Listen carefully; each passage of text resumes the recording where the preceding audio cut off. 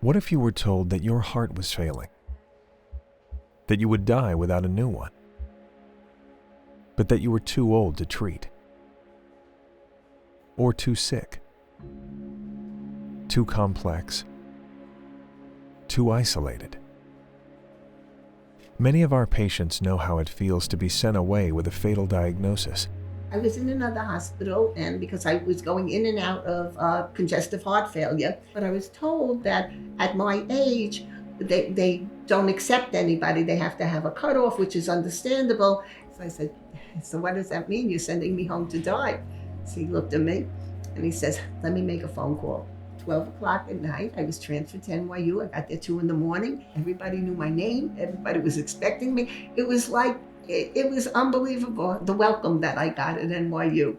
One of the really extraordinary things that we've been able to do is to get patients transplanted faster than any other center in the Northeast. We've done that through a combination of things. Innovation, things like our hepatitis C protocol, and also just working harder than anyone else. Getting on an airplane and going out and looking at an organ that another center has turned down and assessing it for ourselves and deciding whether we can make it work.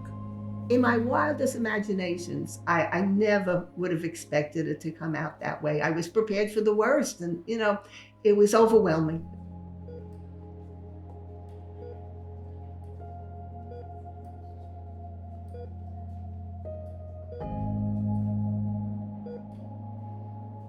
At NYU Langone, complexity isn't a barrier to care. It's what we do. We find a way to say yes. Our motto here was always transplant first as an option. We recognize that heart transplantation is a life-saving operation, and denying a patient heart transplantation sometimes really means a death sentence. It's very easy to say no to a heart. It's more difficult to say yes. I was a New York City police officer for 10 years, and I had to retire from the job after 10 years because of a heart condition, which I never knew I had.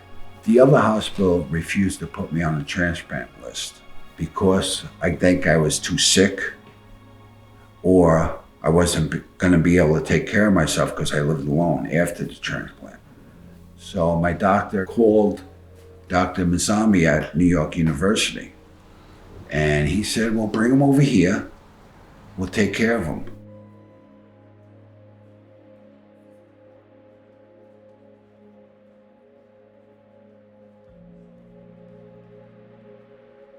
Patients are scared. They want answers. They don't want to drag this out for months when they know their life is on the line. So we really try to cater to the patients, their family, and the physicians that are referring them here to really give them the answers that they deserve in a timely manner. I had the pulmonary hypertension for 16 years, and I was on oxygen 24/7. The team at NYU is absolutely wonderful. People are amazed at how great I look, and it's a good feeling to know that I'm healthy.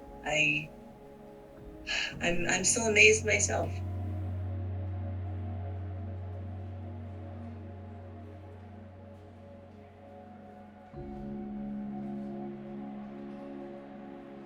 We're very proud to say that we have one of the shortest wait times in the country.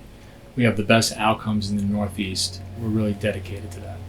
I am sitting here talking to you because the team of doctors, and I am very grateful to them, and I am very happy that they accepted my case, and I'm alive and I have a whole new life ahead of me now, thanks to them.